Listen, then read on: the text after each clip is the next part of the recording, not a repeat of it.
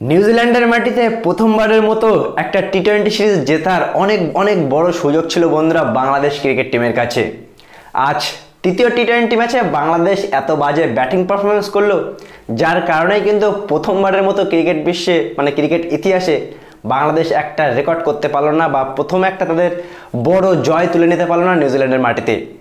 বন্ধুরা, 3 ম্যাচ টি-20 সিরিজের প্রথম টি-20 ম্যাচ শুরু হওয়ার আগেই বা প্রথম টি-20 ম্যাচ শুরু হওয়ার পরেই কিন্তু আমি বলেছিলাম, যখন বাংলাদেশ প্রথম টি-20 ম্যাচটা জিতে গিয়েছিল, যে বাংলাদেশ প্রথম টি-20 ম্যাচটা জিতেছিল বোলিংয়ের কারণে। তাদের ব্যাটিং লাইন আপ এত বাজে, বাজে বলতে তারা পারফরমেন্স এত বাজে করছে, যার কারণে কিন্তু আগে গিয়ে তারা ফেসে যেতে পারে।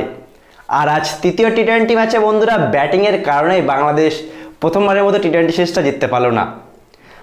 টি-20 ম্যাচে তারা আজকে প্রথমে ব্যাটিং করে মাত্র 110 রান করলো।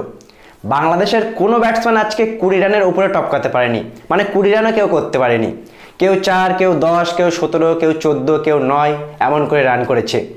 লিটন কুমার দাস আজকে চোটের কারণে খেলতে পারেনি, তার সত্ত্বেও কিন্তু সৌম্য সরকারও তেমন কিছু করতে পারেনি, বা রনি তালুকদার, আমরা যদি ক্যাপ্টেন নাজমুল হোসেন শান্তর কথা বলি, হৃদয়ের কথা বলি, আমরা যদি এক্সপিরিয়েন্স যে প্লেয়ারগুলো খেলে আসছে বিগত তাদের কথা বলি, একটাও কিন্তু 20 রানের উপরে টপকাতে পারেনি। আর আমি আগাগোড়ায় বলে আসছি, বাংলাদেশের বোলিং লাইন আপ অনেক ভালো, তাদের বোলিং যথেষ্ট ভালো করেছে, আজকেও তারা ভালো করেছে। কিন্তু যে হিসেবে প্রথম ইনিংসে 110 রান তারা করলো, বাংলাদেশ কিন্তু পুরো 20 ওভারও খেলতে পারেনি। 19 ওভার 2 বলে 110 রান তারা করে অল আউট হয়ে গেল। তার তারা পুরো ওভারটাও খেলতে পারেনি, 4 বল আগেই তারা অল আউট হয়ে গেছে। প্রথম থেকেই বলছি বন্ধুরা, যে তাদের ব্যাটিং লাইন আপে শুধরাতে হবে, না হলে যদি কোনো দিন তারা প্রথমে ব্যাটিং পড়ে যায় তাহলে কিন্তু মুশকিলে পড়বে। যেখানে বাংলাদেশ আজকে 140 রানও যদি করতো বন্ধুরা, তাও কিন্তু ম্যাচটা জিতে যেতে পারতো। যদি তারা 140 বা 150 রানও করতো। টি-20তে মিনিমাম বন্ধুরা 160, 70, 80 এমনটাই করা উচিত।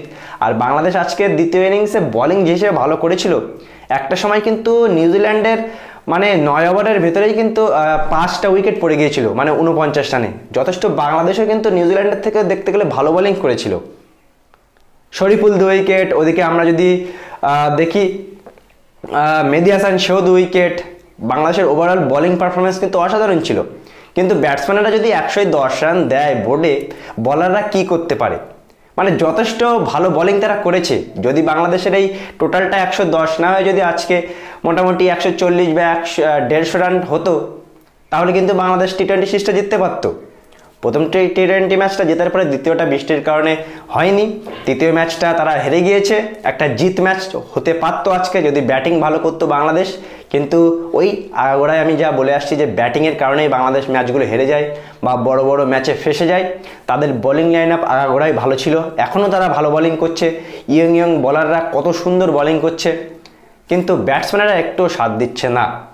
ব্যাটিংয়েরা সবসময় কিন্তু বাংলাদেশ টিমকে অনেক মুশকিলে ফেলে দেয়। আজকে কিন্তু আমরা দেখতে পেলাম, যদিও তারা টি-20 সিরিজটা হারেনি, হারেনি বলতে জিততে পারেনি, হারেওনি, কারণ দ্বিতীয় ম্যাচটা বৃষ্টির কারণে হয়নি, প্রথমটা তারা জিতেছিল। সুতরাং 1-1 এই টি-20 সিরিজটা ড্র হয়েছে।